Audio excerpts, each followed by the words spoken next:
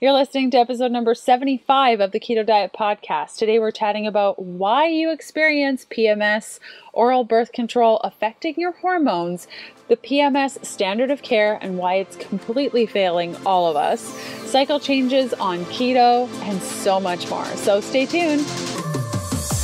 Hey, I'm Leanne from healthfulpursuit.com, and this is the Keto Diet Podcast. Keto is a low-carb, high-fat diet where we're switching from a sugar-burning state to becoming fat-burning machines. Starting keto and maintaining it long-term can be quite a challenge if you don't feel supported. My 60-day program, the Keto Bundle, provides you with clear, step-by-step how-to on successfully adapting to a ketogenic diet, avoiding common ketogenic struggles, and healing your body completely and fully with a ketogenic diet. Go to healthfulpursuit.com/bundle and use the coupon code podcast, all in caps, no spaces, to get 10% off your order, exclusive for podcast listeners only. Now, let's get this party started.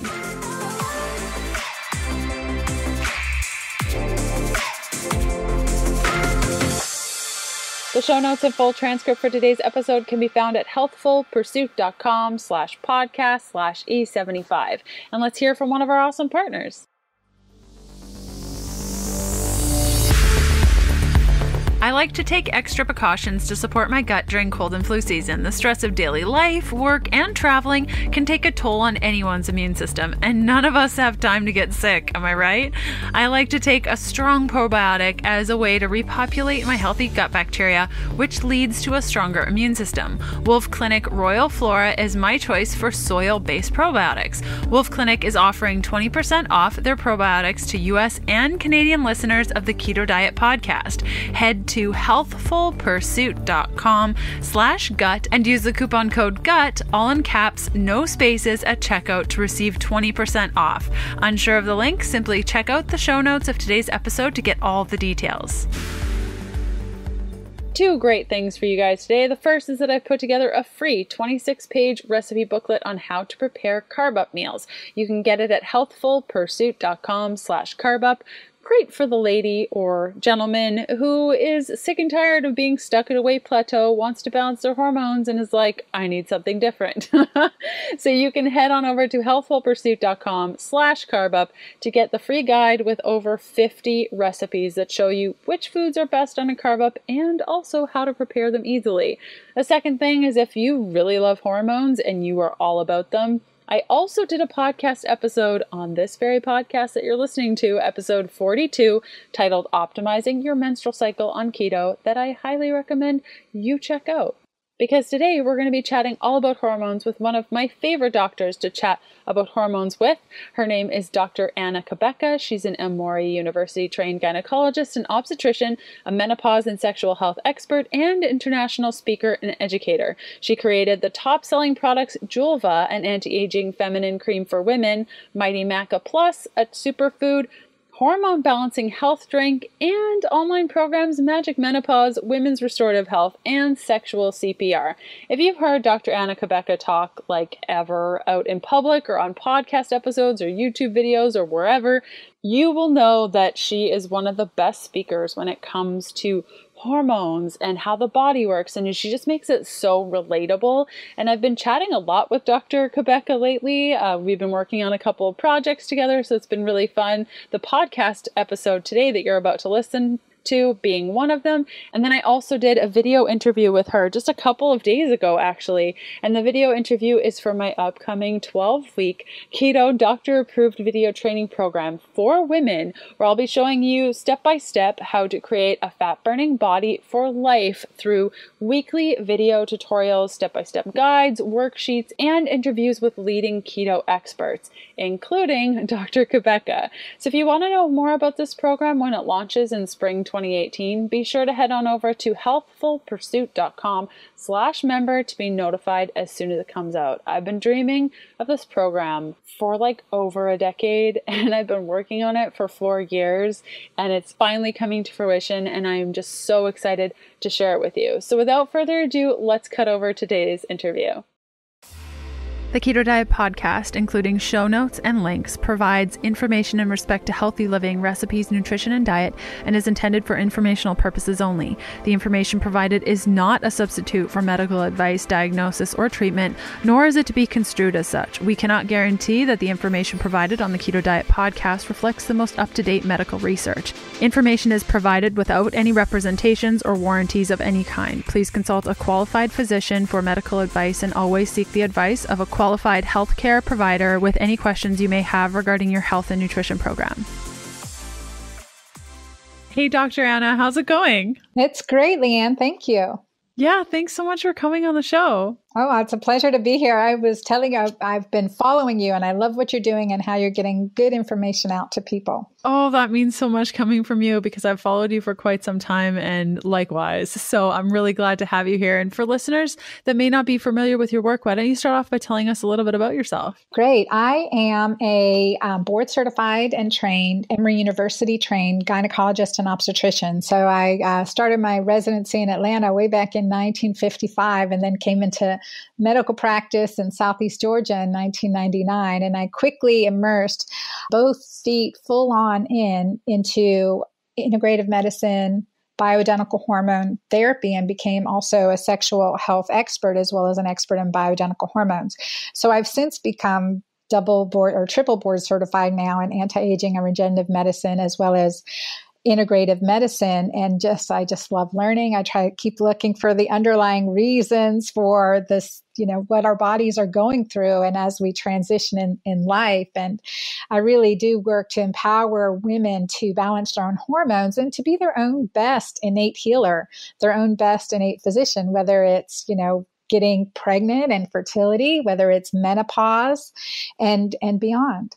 That's amazing and such a beautiful introduction to the things that we're going to be chatting about because today we really wanted to focus on PMS and effects of birth control. And, we've had one podcast episode chatting like deep in with hormones, but we didn't really touch on PMS. And this is a huge topic for many women. So first off, for those that may not understand what PMS is, can we chat about what PMS is? And is this something that every woman experiences or just some, or how does it occur?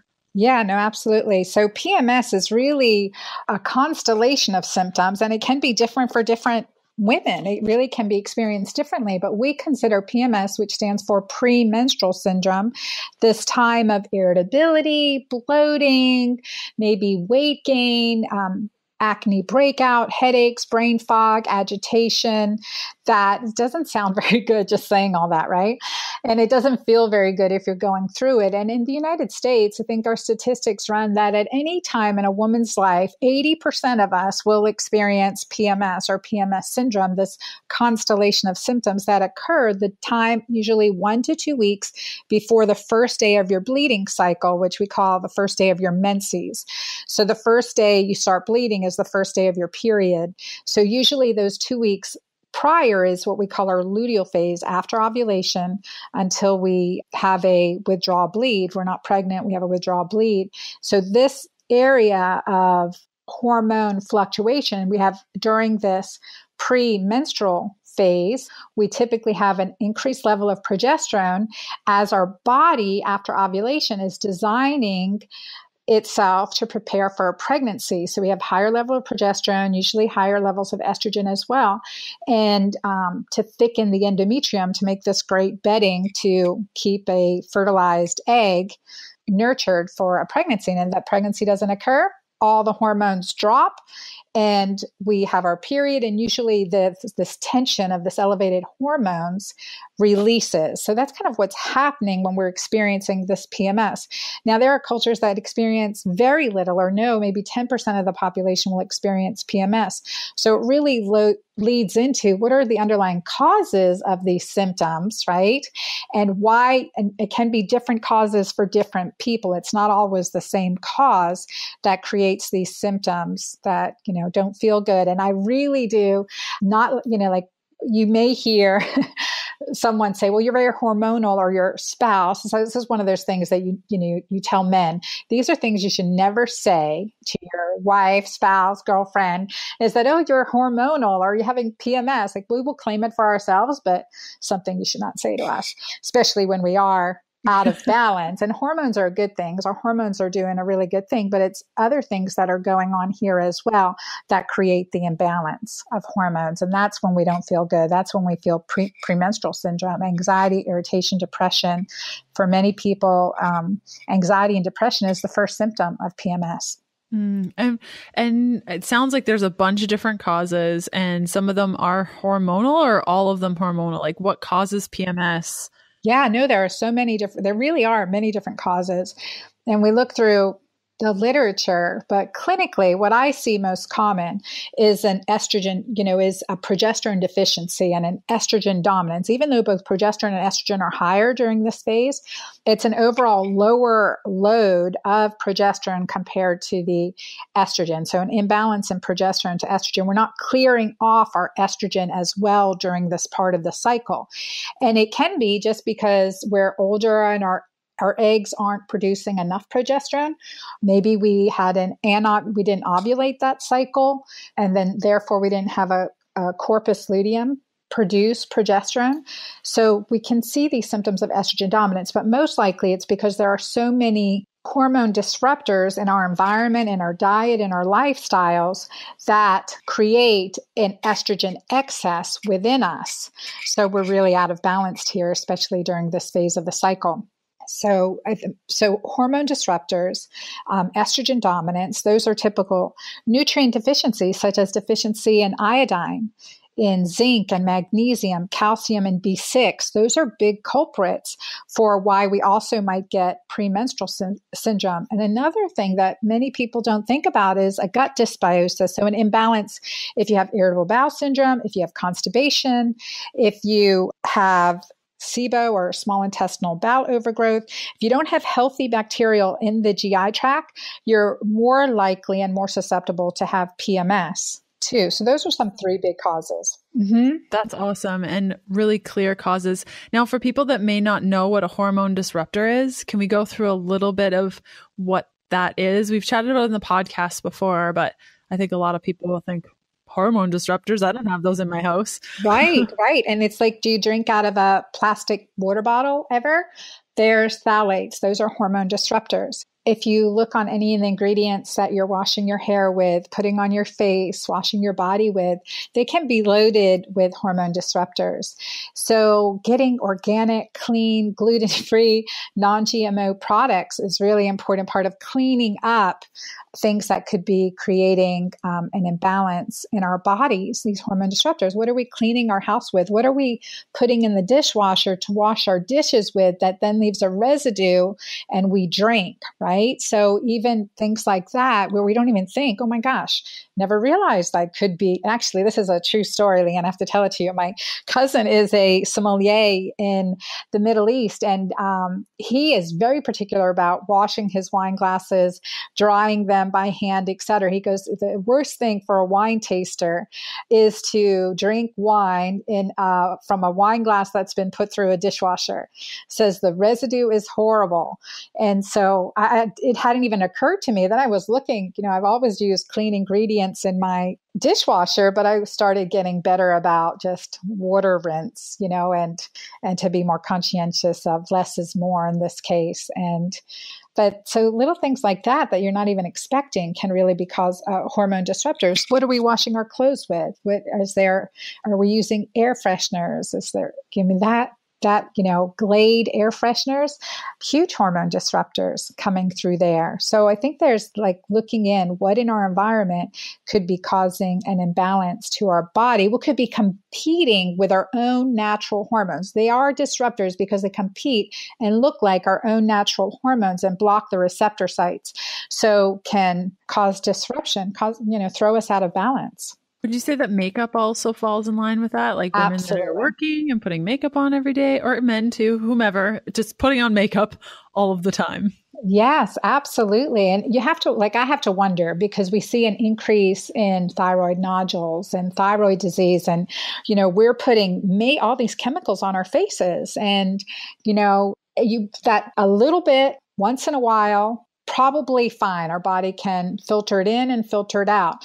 But accumulative things, the dosage from like putting on, from shampooing with chemicals and then putting on makeup and then a spray or product in our hair or something on our nails or a hand cream. The average, according to some research by the Environmental Working Group, it's estimated that by the time a woman leaves the house in the morning, an average working woman will have over 100 chemicals on her body. That was really stunning till I started really looking at my ingredients. That's terrifying. I'll include a couple of links in the show notes for the makeup that I switched over to because makeup was like the last thing that I was willing to get rid of and kind of clean up. But it's true when you start to look at all the things you're putting on your body and, the chemicals and the ingredients that you can't read. And to tie that to PMS is a big thing because you want to feel good and you don't want to have PMS. Well, there's a really good connection right there and motivation to kind of clean up other things that you wouldn't think would directly relate to your PMS symptoms. Right. No, absolutely. And then again, just thinking, our natural skin is so good. I mean, I like my eyeliner and my lipstick. That is that is 99% of my makeup, my eyeliner and my lipstick, but choose good, clean products. I have to ask, what do you use? So I actually, which probably isn't that good for you, but I tattooed my brows and my eyeliner on my face. So, I mean, from the grand scheme of things, I'm not applying it every day, but there is that tattoo thing. But I think I have so many tattoos at this point. What's a little line? But I personally use a mixture of different products. I really enjoy Beauty Counter for their lotions and their face washing stuff. And then I use Sweet Leilani, which is a Canadian company actually that has really good makeup coverage. So if I have media events, I use that for that. And then there's an Etsy shop. I can't remember the name of her business. I think it's Free and Clear. Mm-hmm. Free and Clear, Wild and Free, something like that. And she makes all her own products and they're amazing. I use her mascara and all of the light cover-ups and mineral makeups that she uses. And I really like them. And there's 2 ingredients to everything. So what do you use? Yeah, no, that's good. No, I have eyeliner tattoo too, Leanne. I was like, I did that way back when. I think my daughter's 18 now. So after I delivered my 18-year-old, I put those eyeliner tattoos on because as an obstetrician, I'm like, man, I have to have my eyeliner, right? So I have had that for quite a long while, probably due for a touch-up. And then I use very, very little. And so I have used Bare Minerals, and that's been one of the products for skincare. I use Anne Marie Gianni. And so just kind of keep it minimum. I do sometimes indulge into my lipsticks with some maybe not so desirable ingredients occasionally because I love my reds. But I was just going to say reds are hard to find because I love my reds too. And it's very difficult to find a good red that's safe. It is hard. But I think one thing too, the Environmental Working Group, ewg.org/skin deep, your listeners can look at that site too to see how their products rank. And that's a really good site, ewg.org/skin deep. And you can just look up your own products and see. That's eye-opening. Yeah, I know. I did the same and then threw out all my stuff when it said that it was safe and then it wasn't. And yeah, it's brutal. But baby steps, it's not something, that's taken me years upon years. I remember when I first found out the perfume wasn't good for you, I went home and just like ditched all of the perfume and just baby steps to that. That was 10 years ago and I just got cleaned up my makeup act. So it takes time. It does. It does. We have those things that we don't want to let go of. But then again, if you're feeling great, it's sometimes hard to realize it, but you don't want to I have 4 daughters. So I'm like, I don't want them to experience infertility. I don't want them to experience these things because of accumulated hormone disruptors. So when we can, choosing the right products and trying to model the right, moderate use of products in general, and just being natural, really walk into natural beauty as much as possible, makeup free, clean products, and really try to ingrain that into them, because it does, we know that it causes PMS. We're seeing increases in infertility, obesity, and cancer, thyroid disease, immune system diseases. And this is a sign of the problems with hormonal imbalance overall. Yeah. More on my interview with Dr. Anna Cabeca after this message from one of our podcast partners. I love being Canadian, the home of the true north, strong and free. But gosh, am I jealous that y'all in the US get access to Thrive Market.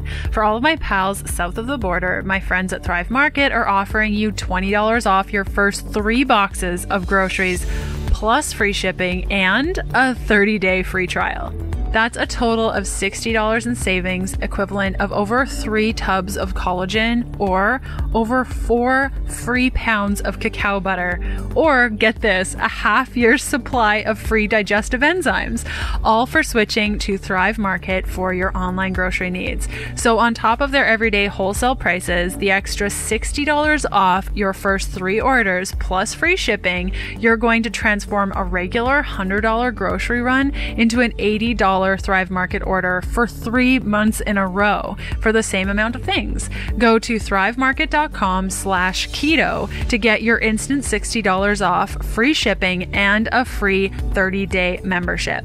This offer is available to new Thrive Market customers only, and if you're unsure of the link, simply check out the show notes for today's episode to get all the details. And how does birth control play into all of this? It's something that I removed many years ago. I'm so thankful that I did. But can we kind of go through how birth control affects PMS and these issues that we're chatting about? Yeah, absolutely. So when we're talking about birth control, we think birth control pills, right? Oral birth control pills. And certainly they have a time and a place for many of us in our life cycle, but it's not the way it's being used currently. Currently, I see women who have been on birth control pills, way over 7 years, right? And 20, 30, 40 years even now. Some women who have been on birth control pills, even recommended on it through menopause. And there are problems with this. There's problems with starting birth control pills too young, and there's problem with long-term use of birth control pills. And we know this. So one of the things that birth control, when we're talking about oral birth control pills, we're looking at estrogens and progestins. Progestins are synthetic progesterone. These synthetic progesterones disrupt our hormone feedback system, also have negative side effects, negative consequences, can cause increase in bad cholesterol, can increase your risk of blood clotting, can increase hair loss, and disrupt your body's natural bioidentical progesterone production. So we also know that this excess amount of estrogen and progesterones disrupt a very important organism within our body, trillions of organisms, the microbiome. So birth control pills orally definitely affect our microbiome. They're designed the way birth control pills work, they're designed to shut off ovulation so that we don't ovulate. We don't have a natural release of an egg. So these pregnancy level hormones are ingested to trick your body into thinking it's pregnant, you don't need to ovulate. And so, this long term has negative side effects, negative feedback mechanisms, also disrupts. The birth control pills not only disrupt our microbiome, but they use really important nutrients that are involved in our body's hormonal balance and our body's immune system and our neurotransmitter production. So our happy hormone production. And those are specifically, birth control pills deplete our body from several B vitamins, from magnesium. And those are 2 big ones that are really affected by birth control pills. So we need to always supplement when we're on it, but look at non-hormonal ways to use birth control or to create birth control to our advantage versus just suppressing and knocking out and tricking our system into doing something differently. The other thing with oral birth control pills is that we know that long-term use of progestins have negative consequences on the breast tissue, can actually be harmful to the breast tissue in the long term, especially if we're starting it early, like before age 16, but also longer term use. So we need to definitely look at where we are at in our life and look at what's the safest, healthiest option for us at this time period. And fortunately, we do have some good non-hormonal options now, or low hormonal options now too. What would those be for those of people that are like, oh my gosh, oral birth control, it's not so good. What do I do? Yeah, and I think I forgot to mention too, with oral birth control pill, you risk blood clots, right? We know certain ones are worse than other. There was again, depending on the type of progestin in the birth control, which makes the difference. So there are, so with birth control, you have oral contraceptive pills, and then you have a vaginal ring called NuvaRing. And we used to think that that was really better because you're not taking it orally, but the NuvaRing is pretty high dosage. So you still have, there's a lot of systemic absorption of hormones from that NuvaRing that probably counterbalance the benefit of it not being orally. So because it's such a higher dose, if they had it would be nice if it was smaller, lower dose, but it's not. And then there's the Depo-Provera injections, and I hardly recommend them at all.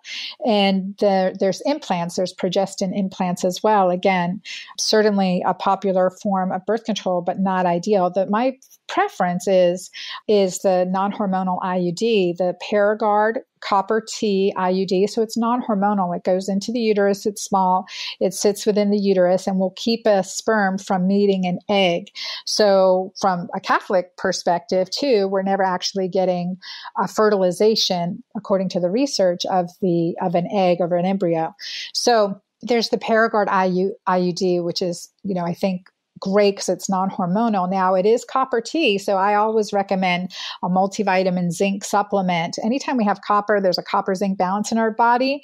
And just from my clinical practice, I had a woman with a copper excess and never could trace it to the IUD, but from that time on, I always added zinc supplementation into my clients as well. Plus, we need zinc for pretty much every hormone receptor site in our body, as well. It's great for good skin, nails, and clear complexion. So zinc is a good one to add in as far as a vitamin supplement. There's low dose hormonal IUD, such as there's the Mirena IUD, now the Skylar IUD, which is a lower dose than the Mirena. So it is one if we're having bleeding issues that we can't seem to regulate with diet, nutrition, and detoxification, this lower dose Skylar progestin containing IUD is an option. So that would be, second on my list for IUDs. I'd prefer the non-hormonal and then go to the Skylar, the lower dose.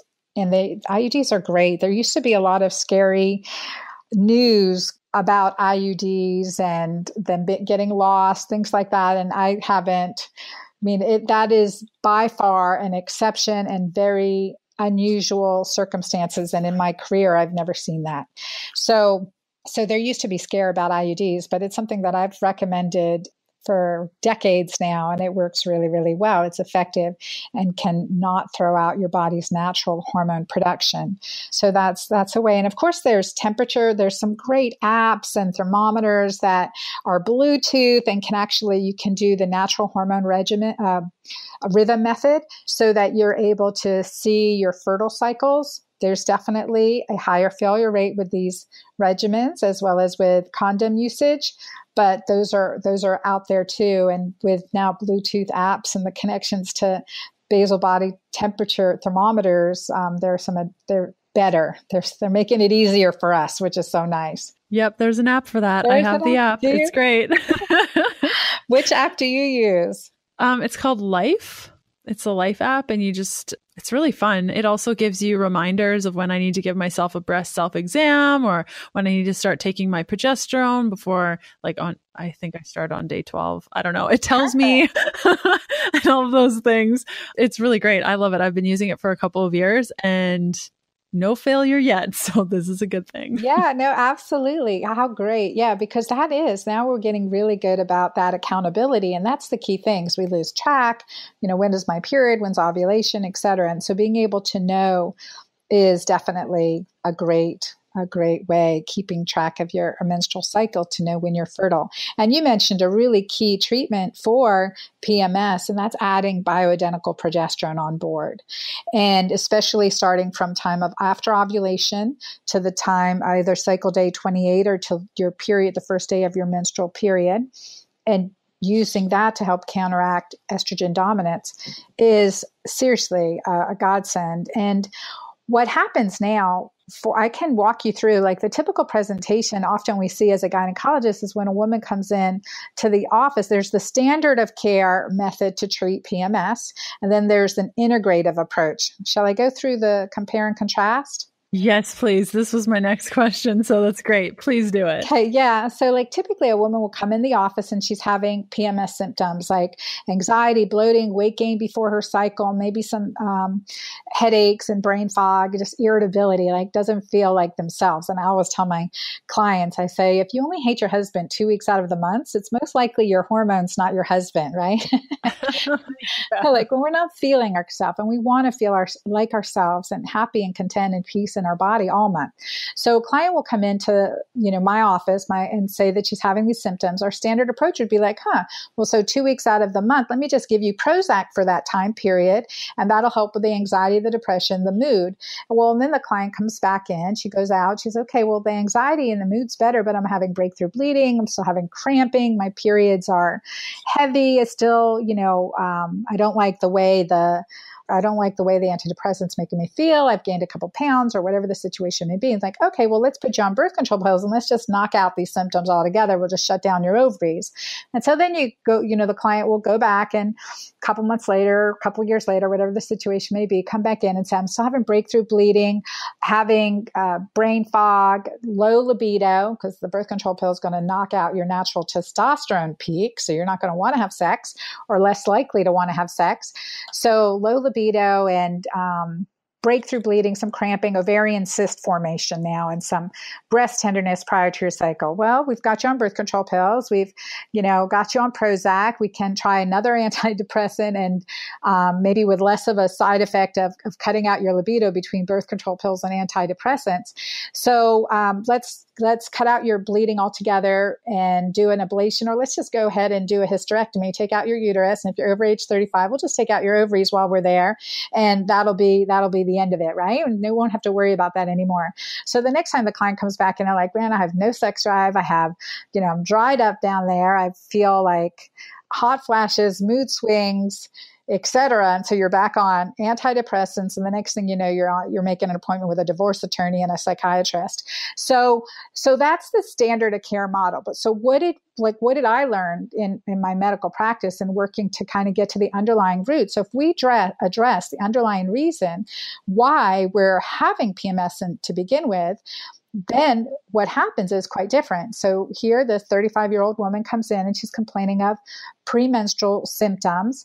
And I'm going to look at her and say, okay, well, this is great information. Let's look at what are some of the lifestyle habits and choices that could be possibly contributing to this, and possibly based on your age. Let's look at some hormone lab work and look at a progesterone. Let's look at your thyroid. Let's look at some red blood cell magnesium and red blood cell zinc levels. Let's evaluate your DHEA, which is your adrenal hormone, and see if there's, how your reserve is. Are you operating from running on empty? Or are you well nurtured as far as your hormones go? And let's go ahead and detox you, because I know we get exposed to so many chemicals and things in our body, and our liver has to process our hormones. So here's some nutrients and supplements, and here's a modified elimination diet, a low glycemic, so a low carbohydrate, a low red meat, only whole food diet that I want you to follow for the next 6 weeks. And I'll see you back in and we'll review your lab work. Well, the patient comes back in, she's completely asymptomatic. And I may or may not have added progesterone on at that time. So I to give you an example, I went from, again, I'm an Emory trained gynecologist. I'm also an osteopathic physician. And I went from operating 2 to 3 times a week major operations 2 to 3 times a week, to referring out 1 to 2 hysterectomies a year. Okay, so this is a huge difference in approach and outcome for our patients and for the health and wealth of their families as well. I was blown away when you were going through that whole process of the standard care and how far it gets. But I see that all the time, like women that come to my book signing events and they're like, yeah, I had a hysterectomy last year. No idea why. And now that I know what I know, why did I have that done? And it's terrifying. All it takes, that's a loaded statement, but a couple tests and, adopting a different nutrition protocol with maybe perhaps a couple of supplements and, like you were saying, progesterone if they need it. And it seems a lot easier, and no lawyer bills. Yeah. Right. No attorney bills, no divorce attorneys. Keep them out of our life too, right?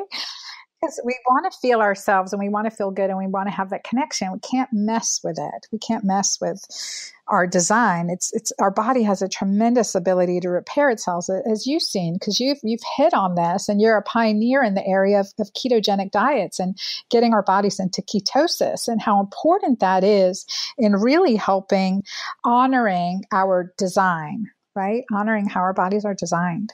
Mm-hmm. Yeah, definitely. That's been a huge benefit to me, and also giving myself space. When you start to remove, the insulin response of all these foods that you're eating, and you're a more well-rounded person because your mood's on all over the place, really gives you time to focus on your hormones and take your body seriously and give your body space to heal. There was something that you said with healing nutritionally. You mentioned, going on a low-carb diet. You also mentioned no red meat, and I'd love to kind of chat about why, how, what, where red meat. So I'm a fan of all things meat, pretty much grass-fed, etc. But when we are clearing up, like when I have someone with symptoms and they're having a hormonal imbalance, I want them to be relying on their own natural hormone production, not to receive it exogenously.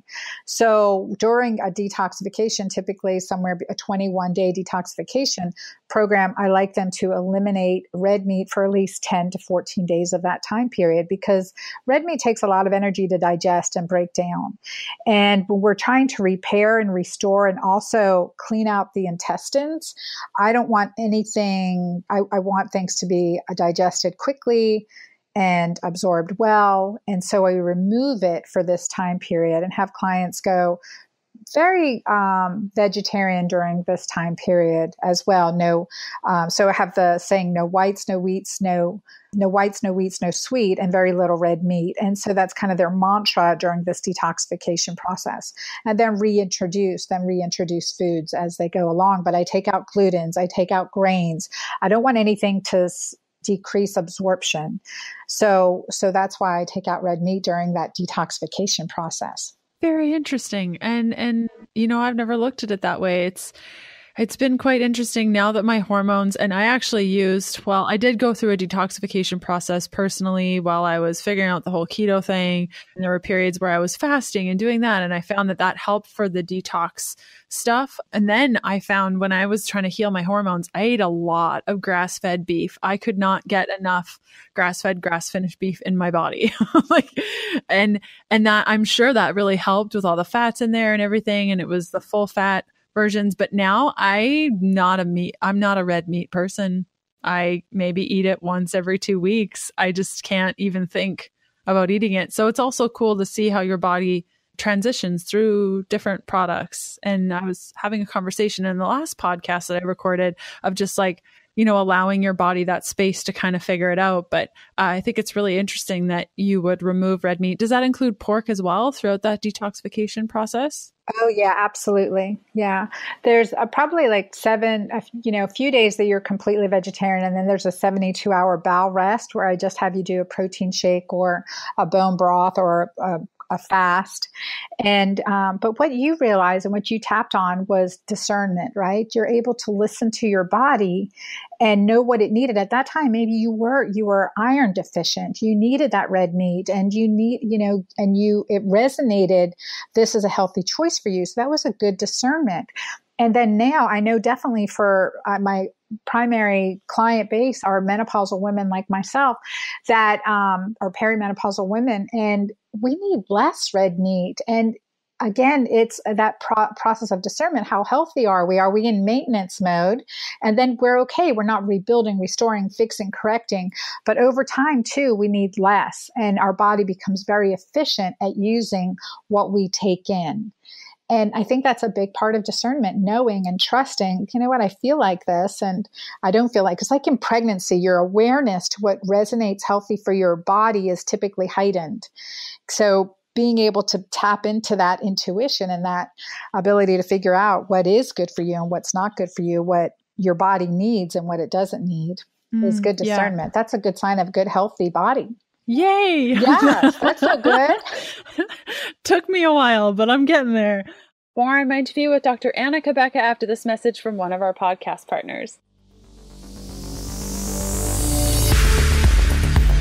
Whether I'm on the go or at home in the RV, a good keto snack goes far beyond whether or not it fits my macros. I love snacking on foods that I know do right by my body, and that's why I love Paleo Valley grass-fed beef sticks. Each keto-friendly stick contains 1 billion probiotic CFUs to keep my gut healthy and happy, plus support my immune system. They come in a variety of awesome flavors. My personal favorite is summer sausage. Paleo Valley is offering 20% off their fermented beef stick snacks to listeners of the Keto Diet Podcast. Just head on over to paleovalley.com/keto to get your instant 20% off. Unsure of the link? Simply check out the show notes of today's episode to get all the details.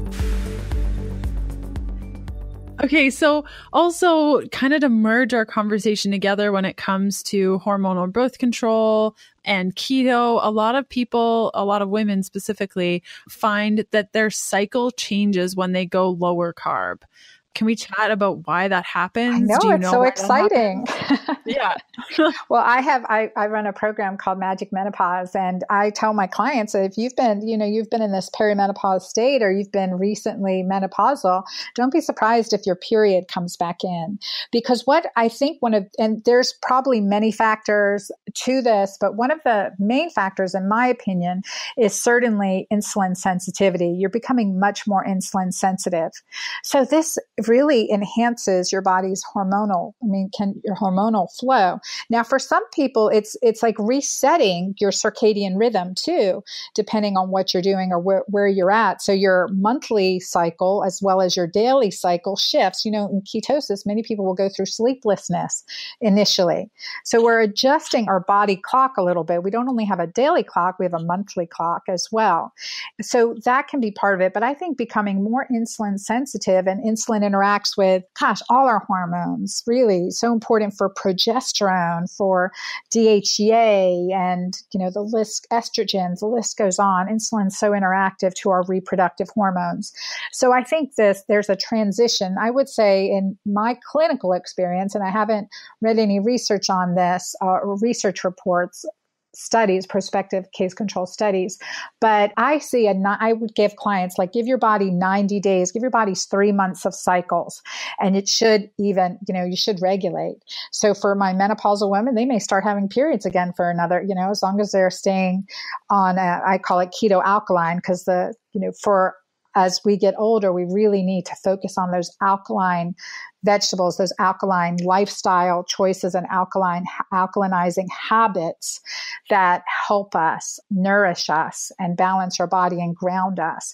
So as they get keto alkaline, they may just resume their periods. And the same with clients. They'll have less PCOS, right? They'll have less PMS. They'll have increased fertility. And I think a big hormonal factor is the ketosis, is the insulin sensitivity. Yeah, that's awesome. And I'm glad you touched on menopause, a whole other conversation for a whole other time, perhaps even a project that I'm secretly working on that listeners will find out in about a month. But menopause, you and I, it's happening, but not for this conversation because it's a big one. Mm-hmm. And how, we've touched on it a little bit, either with supplementing with progesterone. Are there ways to supplement with progesterone or supplements that are beneficial when one is looking to balance their hormones? Or what's your stance on supplementation? Do you have any favorites? Yeah, I definitely do. I've always worked to create solutions for my clients because really so few exist for women in medicine, women in health. And I keep looking to make things easy. So one of the things is bioidentical progesterone. I created a progesterone pregnenolone cream. We call it Pure Balance PPR, and it has USP, so bioidentical progesterone and pregnenolone, 20 milligrams of progesterone with 10 milligrams pregnenolone. These are our mother hormones. These are hormones of fertility or hormones of pregnancy or hormones of healthy brain function, bone function, protective for our breast. These hormones are really, really helpful also for our serotonin. So progesterone increases GABA, which is our feel-good hormone. And so the second half, this luteal phase, if we're experiencing PMS, I typically have clients start a bioidentical progesterone cream, start with a small dose, apply it to thin skin where you see veins, so lower abdomen, lower chest, inner arms, behind the knees, rotate sites, and use it from in the evening before bedtime from day after ovulation, cycle day. Typically depends on the PMS symptoms, but if we're not worried, if we're not trying to get pregnant, we can start earlier than ovulation, such as around day 8 or 10. But typically, if we want to start after ovulation, so day 13, 14, and use it until day 28 of your cycle. And then have a withdrawal bleed, balance that out, or until your bleeding starts naturally, then wait till ovulation again, or around cycle day 14, 12 to 14. So that's perfect with progesterone. And again, to alternate, to cycle with progesterone, use it in the evening. And another herb that I use, and this is part of my world journey or my healing journey around the world, is maca. I combined maca in with turmeric, resveratrol, cat's claw, which is una digata, and many other ingredients, mangosteen greens and reds and other antioxidants to really promote decreasing inflammation and supporting your body's natural hormone processes, as well as alkalinizing and detoxifying. So maca in and of itself has been shown by itself to improve PMS symptoms as well as sex drive and libido. It's maca, not matcha. Some people get it confused with the T, but maca, it's spelled M-A-C-A, and it grows only above 10, 11,000 feet in the Andes in Peru. And it was the food that the Incan warriors reportedly would take before they went into battle to give them stamina, strength, etc. And in Peru itself, if you're not feeling well, they say have some maca.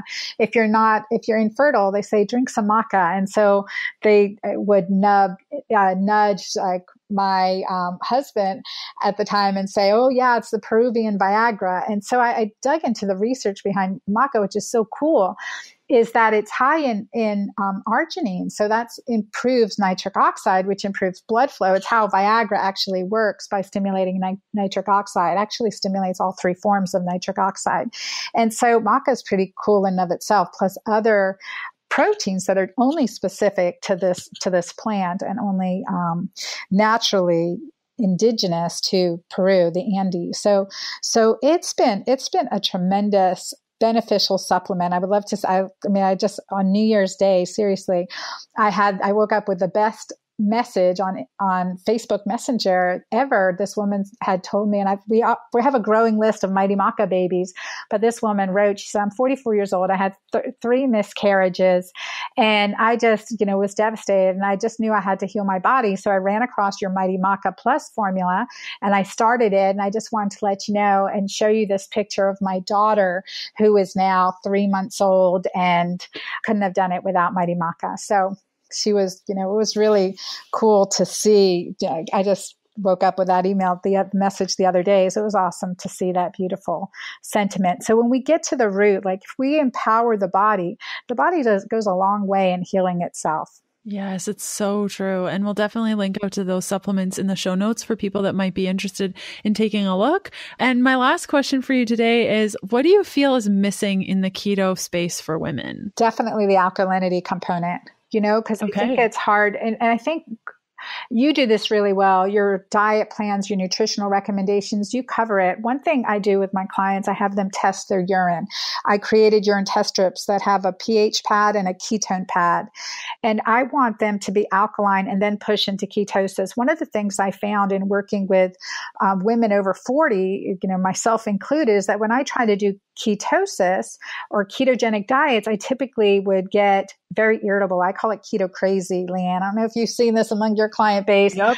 Keto crazy. And I'm like, well, what the heck? This cannot be good for women. And then it wasn't until I really figured out that, well, when I'm pushing ketosis, I'm no longer alkaline, which I always had my clients detoxing, check their urine to see if they were getting an alkaline pH. And then or we need more minerals, or we need more greens, or whatever else is going on. So I started getting me and clients, and now hundreds of women over 50, alkaline first and then into ketosis. It is like beautiful. It is enlightenment. And it's a fabulous feeling. It really does feel so much better. So I think that alkaline piece that women, we definitely need more carbs than men here, but we need the right kind. We need the greens, we need the alkalinizers, and really important choices there for hormone balance, so we can detox the toxins that are in our fat stored as we start to melt that away, and really help our body maintain that balance. This is a really good state to be in, to combine the ketosis with alkalinity.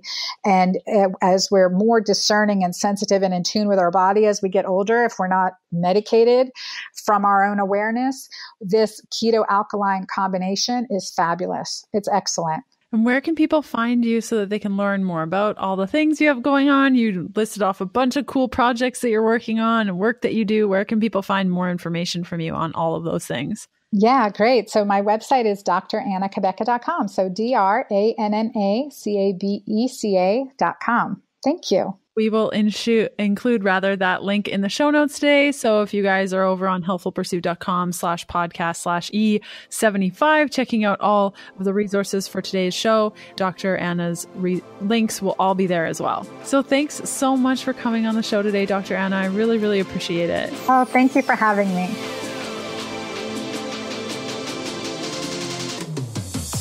And that does it for another episode of the Keto Diet Podcast. Thanks for listening in. You can follow me on Instagram by searching Healthful Pursuit, where you'll find daily keto eats and other fun things. And check out all of my keto supportive programs, bundles, guides, and other cool things over at healthfulpursuit.com/shop. And I'll see you next Sunday. Bye.